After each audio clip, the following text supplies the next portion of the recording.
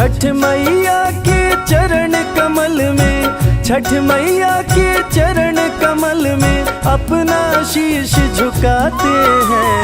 संकट हरणी छठ माता की पावन कथा सुनाते हैं। संकट हरणी छठ माता की पावन कथा सुनाते हैं।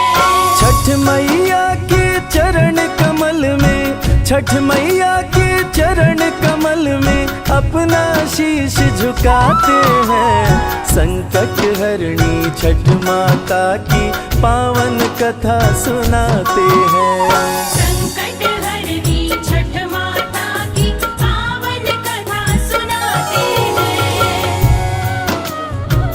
ये कहानी है उत्तर भारत के बिहार राज्य के सिवान जिले के बजरहिया गांव की, जहां पर बहुत समय पहले एक हंसता खेलता परिवार रहा करता था। उस परिवार में बूढ़ी अम्मा का एक बेटा और उसकी बहू थी। बूढ़ी अम्मा छठ माता की परम भक्त थी और हर साल पूरे श्रद्धा और विश्वास के साथ छठ माता के व्रत को करती थी। मगर उसकी बहू नए विचारों वाली थी। वो पूजा पाठ में विश्वास नहीं करती थी। एक बार जब बूढ़ी अम्मा छठ महाव्रत को करने की तैयारी कर रही थी, बूढ़ी अम्मा का बेटा आम की लकड़ी तोड़कर ला रहा था, बाजारों से पूजन का सामान ला रहा था। ये सब देखकर वो बहू अपनी सासू अम्मा पर हंसने लगी और कहने लगी, अम्मा, अरे ओ अम्मा जी, अरे दुनिया कहां से कहां चली गई। लोग चांद पर चले गए और आप अभी तक इन अंधविश्वासों में ही घिरी हैं। पढ़ी लिखी बहू की बातों का छठ माता की परम भक्त उस बुढ़िया माई पर कोई असर नहीं हुआ। वो तो बस अपनी धुन में मस्त थी। छठ पूजा करने को सासू माँ हुई तैयार रे। नई दुल्हनिया बोली ये सब है बेकार रे।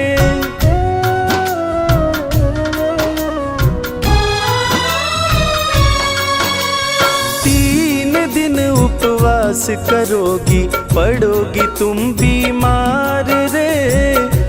अंधविश्वास है ये छठ का त्योहार रे। भूखे रह के ना जाने क्यों, प्यासे रह के ना जाने क्यों खुद को लोग सताते हैं। संकट हरणी छठ माता की पावन कथा सुनाते हैं। संकट हरणी छठ माता की पावन कथा सुनाते हैं।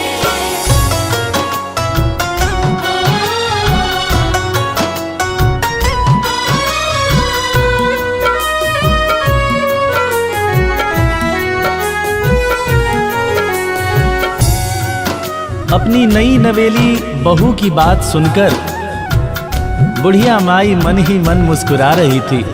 मगर उसने अपनी बहू को समझाते हुए बोला, अरे बेटा, छठ माता के बारे में ऐसा नहीं बोलते। मेरी बिटिया, मुझे बहुत दिनों से संतान नहीं हो रही थी। तब मैंने इसी छठ महाव्रत को किया तो छठ मैया ने मेरी पुकार सुन ली। और तुझे पता है बहू, तेरा पति भी छठ माता का दिया हुआ ही प्रसाद है। ये अंधविश्वास नहीं है, माता का तो कण कण में निवास है। मेरी बात मान, तू भी छठ व्रत को कर मेरे साथ। छठ मैया तेरी भी गोद जरूर भर देगी। मगर वो नए युग की बहू किसी की बात कहां सुनने वाली थी। वो मुंह टेढ़ा करके सासू अम्मा से बोली, पूजा पाठ नहीं करती मैं, मुझको कौन सा दुख है। सुंदर पति मिला है मुझको, हर प्रकार का सुख है।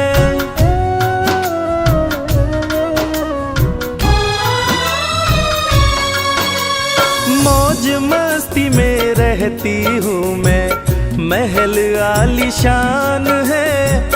पूरे गांव में कोई भी ना मुझसा धनवान है। कर्म प्रधान है इस दुनिया में, कर्म प्रधान है दुनिया में, बाकी बेकार की बातें हैं। संकट हरणी छठ माता की पावन कथा सुनाते हैं। संकट हरनी छठ माता की पावन कथा सुनाते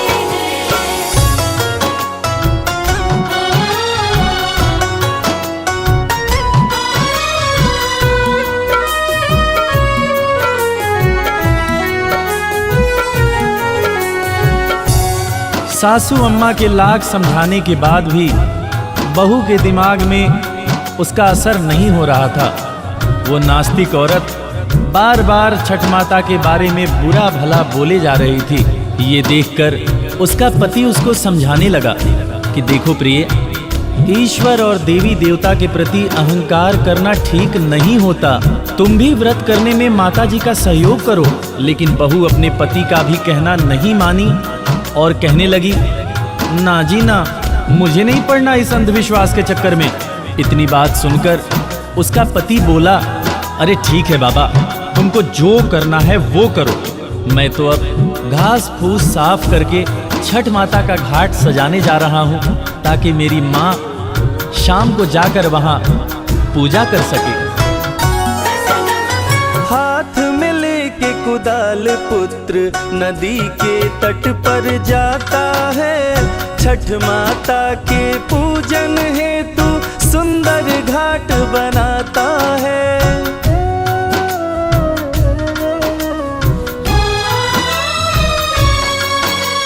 पूजा का सामान बेटा बाजारों से लाता है। आम की लकड़ी जला के ठेकुआ माँ के संग छनवाता है। भक्ति भाव से माँ और बेटा, भक्ति भाव से माँ और बेटा छठ महापर्व मनाते हैं। संकट हरणी छठ माता की पावन कथा सुनाते हैं। संकट हरनी छठ माता की पावन कथा सुनाते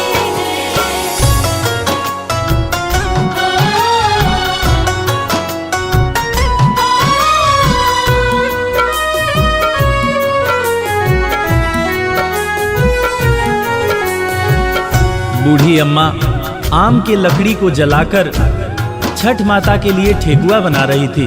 उसका बेटा बड़े ही लगन से अपनी माँ के साथ हर काम में उसकी सहायता कर रहा था।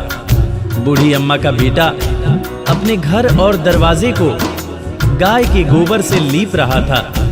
इसी बीच उसकी पत्नी चप्पल पहनकर लीपे हुए स्थान से गुजरती है और कहती है, पता नहीं ये कौन सा त्योहार है, पूरे घर में गोबर गोबर लगा दिया। अब तो घर से बाहर निकलना मुश्किल हो रहा है। कैसी गोबर की दुर्गंध आ रही है। उसने अपने पति से कहा, तुम और तुम्हारी माँ बड़े भक्त बनते हो, ये गोबर से लीपने का कौन सा त्योहार है। देखो जी, अब मैं कह देती हूँ, तुम्हारे बदन से भी बहुत गंदी बदबू आ रही है गोबर की। अब तो घर के अंदर आना तो नहा करके ही आना। अपनी बहू की बात सुनकर बूढ़ी अम्मा उसको समझाते हुए बोली, अरे मेरी बेटा, तुझे पता नहीं है, गाय के गोबर में बहुत से ऐसे रसायन पाए जाते हैं जिससे घर को लीपने से बहुत सारी बीमारियां कोसों दूर रहती हैं। इतना सुनकर बहू और बिगड़ गई।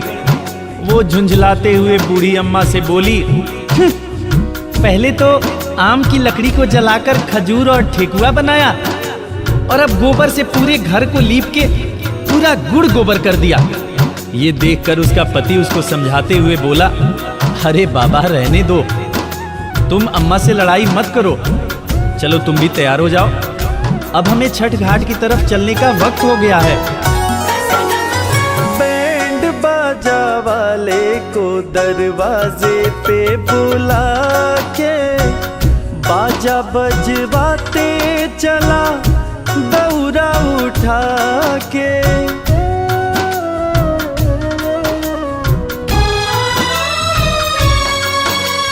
पीछे पीछे बूढ़ी माँ चली है गीत गाते, संग में बहू भी चली पर्स लटका के। मटक मटक राहों में चलती, मटक मटक राहों में चलती, लोग देख मुस्काते हैं। संकट हरणी छठ माता की पावन कथा सुनाते हैं। संकट हरनी छठ माता की पावन कथा सुनाते हैं।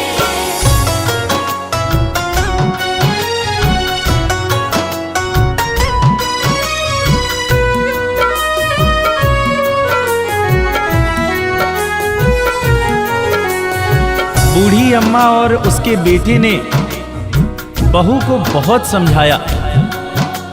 बहू का मन ना होते हुए भी वो अपने पति और अपनी सासू अम्मा के साथ बैंड बाजा लेकर छठ घाट पर चली जाती है। मगर वहां पहुंचकर वो पूजा करने के बजाय मेला घूमने में लग जाती है।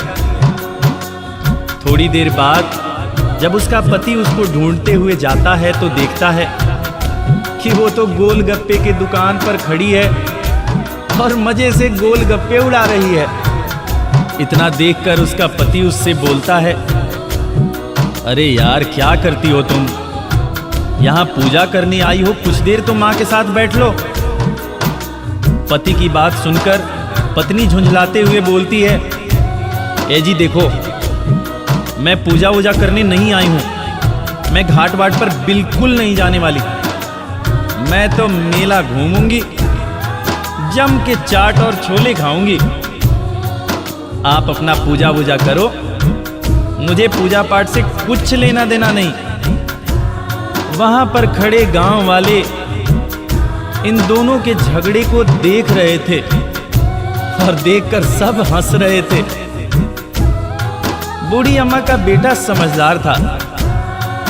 उसने सबके सामने अपनी पत्नी से बहस न करने का फैसला किया। वो भारी और उदास मन से छठ घाट की तरफ जाने लगा। छठ घाट के लिए जब वो ईख लेकर छठ घाट के पास पहुंचा, तब तक एक ऐसी घटना हुई जिसको देखकर सबके पैरों के नीचे से जमीन खिसक गई। कैसे? ईख खड़ा करने को बेटा घाट के पास में जाता है, करने को स्नान वो डुबकी जैसे ही लगाता है।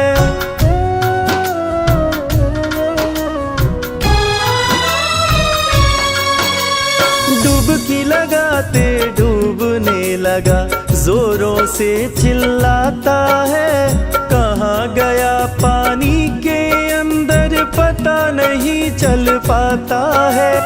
कोई तो जाओ ढूंढ के लाओ, कोई तो जाओ ढूंढ के लाओ, लोग यही चिल्लाते हैं। संकट हरणी छठ माता की पावन कथा सुनाते हैं। संकट हरनी छठ माता की पावन कथा सुनाते हैं।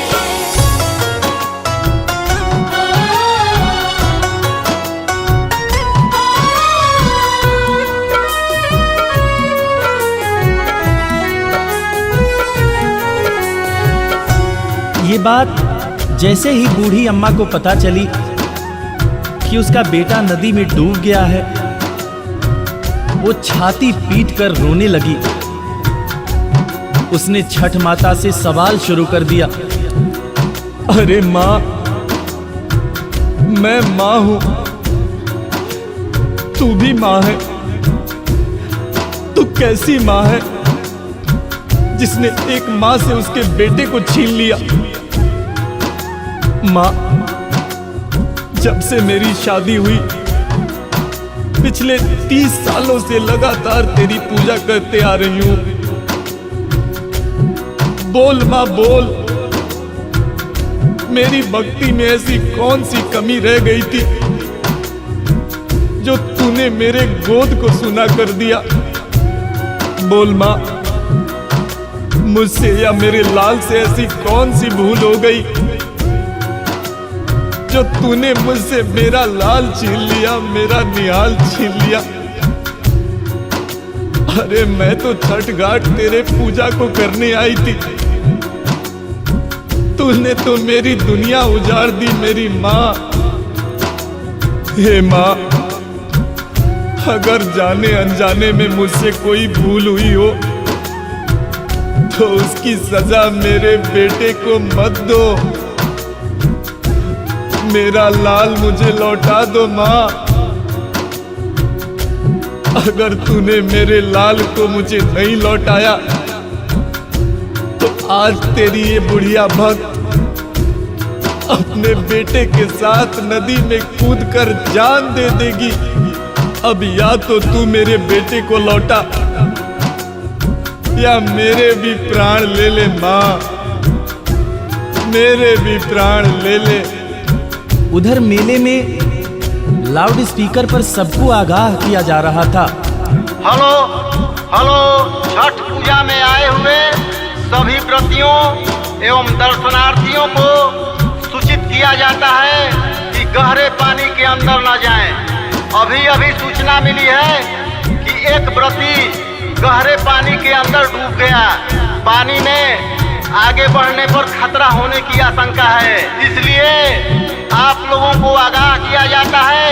ये छठ पूजा समिति आप लोगों को आगाह करती है कि आप सभी घाट के नजदीक से ही माँ का पूजन करें। धन्यवाद। जय छठी मैया। मेले में हो रहे अनाउंसमेंट को सुनकर बहुत दौड़ी दौड़ी जाती है। वहां जाने के बाद जब वो देखती है कि उसकी सासू माँ दहाड़ मारकर रो रही है और उसका पति अब इस दुनिया में नहीं रहा, तो उसको सदमा लग जाता है। वो जोर जोर से चीखने लगती है, चिल्लाने लगती है। वो पागलों की तरह लोगों के कपड़े फाड़ने लगती है, लोगों के रखे हुए ईंख को उठाकर फेंकने लगती है। चिल्ला चिल्ला कर अपनी बूढ़ी अम्मा से पूछने लगती है कि मैंने तो तुमसे पहले ही कहा था बुढ़िया कि इस पागलपन में मत पड़ो। ये छठ वट सब ढोंग है, अंधविश्वास है। मगर तुम्हारे ध्यान न देने की वजह से आज मेरा पति मुझसे दूर चला गया। वो पागलों की तरह अपनी सासू माँ को बुरा भला बोलते हुए छठ माता को कोसने लगी। आगे क्या हुआ? छीना है सुहाग मेरा तो लेती जा निशानी, कोसे छठ माँ को सिंदूर धोवे बहू रानी।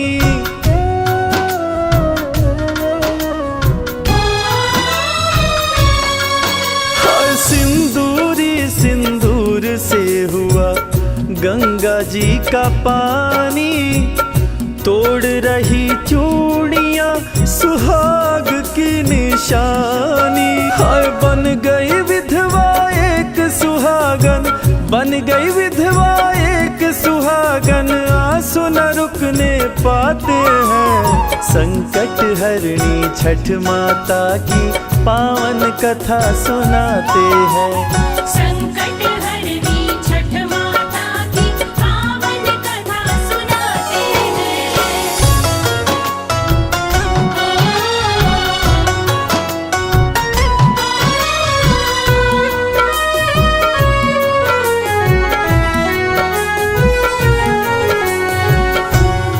इस घटना को देखकर जितने भी छठ व्रती थे सबकी सांसें रुक जाती है, सभी की आंखें नम हो जाती हैं। सब लोग आपस में बात करते हैं। बेचारी के साथ बहुत बुरा हुआ और मन ही मन सब लोग छठ मैया को पुकारने लगते हैं कि हे माँ, इस बुढ़िया की पुकार सुन लो। और छठ माता तो है ही दयालु। माता कभी अपने भक्तों को उदास नहीं करती, कभी उन्हें बेसहारा और रोता हुआ नहीं छोड़ती। इधर पुत्र वियोग में व्याकुल बूढ़ी माँ जैसे ही पानी के अंदर जान देने के लिए जाती है, वैसे ही नदी के अंदर से एक लहर उठती है और वो लहर किनारे की तरफ जोर से आती है और उसी लहर के साथ उस बूढ़ी अम्मा का बेटा भी बाहर चला आता है और आकर किनारे लेट जाता है। इसके बाद वो लहर वापस नदी में चली जाती है। इस दृश्य को देखकर घाट पर मौजूद सारे लोगों की आंखें खुली की खुली रह जाती हैं। सबकी आंखों में खुशी के आंसू आ जाते हैं। इधर अपने बेटे को पाकर वो बूढ़ी अम्मा मारे खुशी के रोए जा रही थी और उसकी पत्नी भी अपने पति को जिंदा देखकर उससे लिपट गई और जोर जोर से रोने लगी। ये सारा दृश्य चल ही रहा था कि बादलों की तेज आवाज के साथ एक आकाशवाणी हुई। उस आकाशवाणी में छठ माता ने उस बूढ़ी अम्मा की बहू से बोला, मेरी पुत्री, मैं कभी अपने बच्चों का अहित नहीं करती हूँ। मैंने तुम्हारी आंखों से अज्ञान का पर्दा हटाने के लिए तुम्हारे पति को पानी में डुबोया था। पुत्री, मैं सदैव अपने भक्तों की रक्षा करती हूँ। मेरे प्यारे भक्तों, इस घोर कलयुग में जो भी व्यक्ति मेरा व्रत और मेरी पूजा मन से करता है, मैं उसकी सारी मनोकामनाएं पूर्ण करती हूँ। इतना कहकर छठ माता अंतर्ध्यान हो गईं। घाट पर मौजूद सारे लोग छठ माता के नाम की जय जयकार कर रहे थे। प्रिय श्रोताओं, इस कथा से हमें यही सीख मिलती है कि हम चाहे कहीं भी रहें, हमें अपनी संस्कृति को नहीं भूलना चाहिए। साल में एक बार तन मन और लगन से छठ माता की पूजा जो लोग भी करते हैं, वो हमेशा सुखी और संपन्न रहते हैं। इस कथा के लेखक Sanjay Tiwari, sound engineer Kailash Dandriyal, max studio Delhi, संगीतकार लवली शर्मा, गायक रविराज और वेब म्यूजिक परिवार की तरफ से आप तमाम देशवासियों को छठ पूजा की हार्दिक शुभकामनाएं। किसी भी त्रुटि के लिए हम क्षमा प्रार्थी हैं। जय छठ मैया। बोला छठी मैया की।